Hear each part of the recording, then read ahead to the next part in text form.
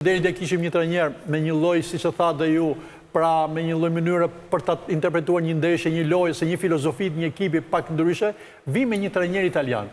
Por mos harrojmë një diçka, që ky është trajneri 5 që vjen.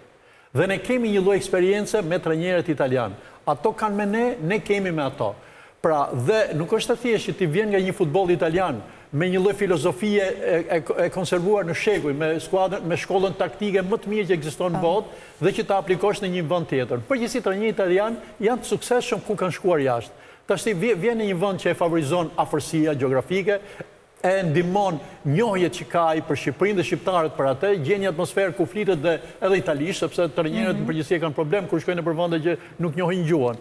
Dhe që mendoj që ai do të jetë shumë i kujdesshëm sepse nuk mund të aplikosh atë lloj filozofie të futbollit italian që edhe pse vitet e fundit ka ndryshuar në një vend ku nuk ke atë lloj tradite, nuk ke atë lloj mentaliteti, nuk ka atë lloj kontingjent futbollistësh.